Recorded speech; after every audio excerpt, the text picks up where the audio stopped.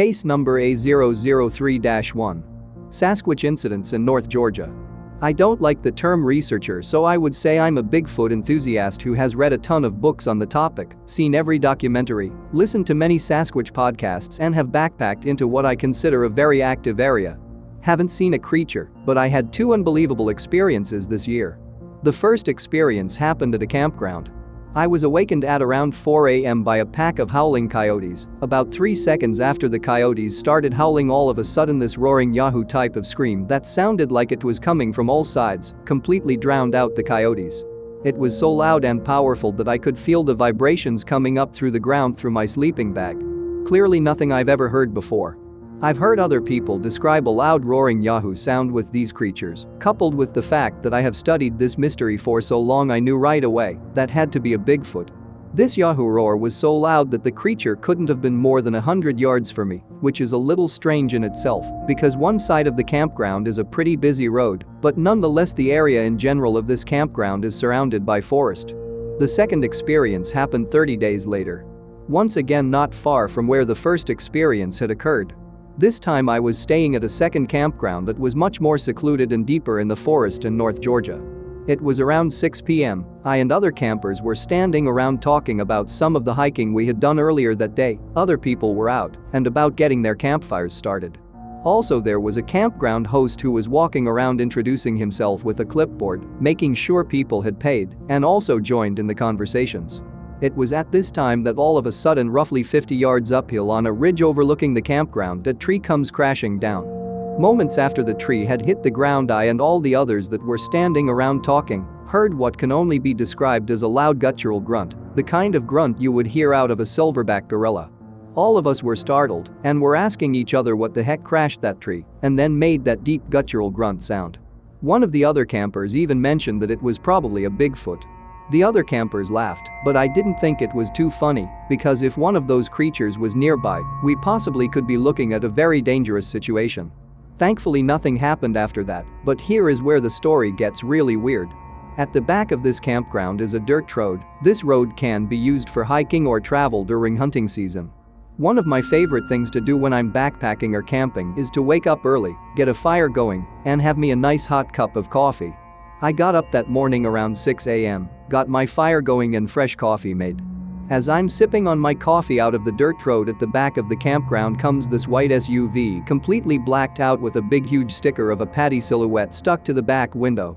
Me being the believer in the existence of these creatures, have a few similar stickers on my back window. So I took what I was seeing as a friendly visit from a fellow Bigfoot enthusiast. I took it upon myself to casually walk up and say hello and see if there was anything we could talk about regarding any creature activity in the area. As I approached, the driver of the SUV rolled his window down about halfway, and I immediately noticed something odd. First, there were two guys in the SUV, and they were both dressed in full tacked gear, two AR-15s on a gun rack at the back of the interior, with both gentlemen having military-style boots, pistols at the ankles, black beanies and sunglasses. I mean, these guys were completely decked out like a law enforcement would be, but there was no badge, just complete tactical dress from head to toe. I then playfully asked, "Are you guys looking for Bigfoot?" The driver of the SUV then said to me, "Why do you ask?" I replied, "I see the Bigfoot sticker at the back of your vehicle. I have a couple of those on the back window of my car also." The reply I received is very strange. The driver just looked at me without saying anything, and then the passenger guy, in a very stuttering kind of manner, said, "It's just a practical joke sticker from my girlfriend." After that response, the driver then stepped on the gas and out of the campground they went. I just find it odd that there is a perfectly healthy tree pushed over, followed by a gorilla-like grunt, and then these two tactical, possible military guys show up the next morning out of nowhere, driving a blacked-out SUV with an oversized Sasquatch sticker on the back window. Very, very odd in my opinion. Dan M. Case number A0032. Urban Bigfoot in Chico, California. I found you through a Google search. I also contacted someone local, but they never got back to me. Maybe you can explain what I witnessed. On Sunday, December 16th, my wife and I were driving through a residential area in Chico. It was around 11 p.m., and we had been visiting a friend for the holidays. I'm not very familiar with the area, but at the time we were on Vallombrosa Avenue. On the left there is a wooded park. We had just driven under the Golden State Highway overpass when suddenly a large dark man-like creature leaped out from the woods onto the road. I quickly stopped the car as my tires screeched on the roadway. This creature was massive and had dark hair all over its body. I don't know how wide the road is, but it was across in 3 large leaps. As it reached the north side of the road, it turned and looked directly at us. My wife was terrified and crouched down in her seat. I caught a brief golden-colored reflection from its eyes. I hit the accelerator and quickly continued driving. I had driven about 100 yards or so when I noticed that either this creature was keeping pace with me or that I passed another similar creature on my left side crouched down by the road. I still think that this was another creature because it looked smaller in size than the creature I witnessed previously. By this time I was very concerned and scared. I was hoping that there would be no traffic lights until we reached the turnoff to get onto the highway. I live about 80 miles north of Chico in an area where there have been a few Bigfoot reports, but I have never heard of any in Chico, let alone in a residential location. I talked to my friend in Chico, and he said that there was a sighting in his area back in the 1990s, but nothing recent. Most of the sightings in his county, Butte County, have been in an area 30 miles southeast of Chico near Lake Oroville. I checked out the BFRO website and verified what my friend said. I know that we witnessed something that night, and I think that there were more than one of these creatures roaming around. I would appreciate your thoughts. Thanks, Jerry. Case number A003-3, Sasquatch, or something else, was out rabbit hunting between the hours of 21:30 CDT to about 23:15 CDT on a farm outside of Mott, Oklahoma. It was a clear and cold night with a quarter moon out. I was armed with a pump-action tactical shotgun and a Kimmer 5" 45 cal pistol along with about 100 rounds of 45 and 45 shotgun rounds. Both weapons are equipped with high-end white lights. Upon returning to my home, about 23:15 CDT, I walked up on my patio, which is about 5 feet off the ground, when I saw a large human-like figure that was bigger than any man I ever saw. I used the Surefire white light on my shotgun to see better. Due to light fog, I could only see about 25 feet with the light. The creature was out in the open enough to see an outline of the figure.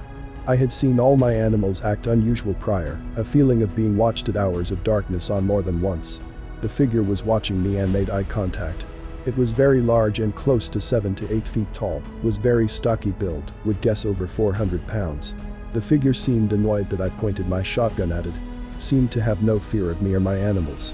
My dog, military trained, cowered down and would not respond to commands. I did contact a Bigfoot team that showed up within 72 hours of this. No evidence was found. No footprints, hair, nothing. I did experience some lapse in memory thereafter. I am a retired Special Forces sniper with 10 years experience and 3 tours in Iraq, including the Iraq invasion, with the 3rd Infantry Division on the front lines. I have no knowledge after all I've seen and done to describe this figure. I do need to be kept out of any public report because of my background and security clearance with the military. I just want answers and will provide full cooperation in person. The biggest thing that bothers me is the lack of fear from the figure and my fear back. I fear very little in life. Just want to get to the bottom of this. Case A003-4, Gambier Island Sasquatch. In 1973 I had one of my eeriest experiences. It was on Gambier Island, located in Howe Sound near Vancouver, British Columbia. On the south end of Gambier are 3 bays, one called Center Bay. My parents and I had tied up to a pier on a weekday when no one else was around. During the afternoon I had gone up to an old house that was in ruins. As I was checking out the back of the house I heard 3 woos from the bush right behind me. Thinking it was my dad playing jokes on me or bear, I walked away. Whatever it was could have reached out and grabbed my shoulder. When dark came I couldn't see more than a few feet in front of me. I heard something on the shore, the same woos that I heard earlier in the day. I called Dad out to the back of the boat. For several minutes we heard something splashing in the water, having a great time in doing so. A few years later I posted this encounter on a Bigfoot email subscription list. Similar encounters happened on either Mount Shasta or Mount Rainier. Apparently it's a Sasquatch's way of letting people know it is around. Since that night on Gambier Island, I've heard several species of wildlife from cougar to wolf to black bear to deer, elk, moose and caribou. What I heard that night was none of the above, but was distinctly ape-like. Ron M. This is Lon Strickler. If you like this program, It would help us if you would give it a thumbs up. Then subscribe and click the bell icon so you get notification when we upload new first-person encounters. We have many more to come very soon. And by the way, if you have a suggestion or an experience of your own, please leave a comment.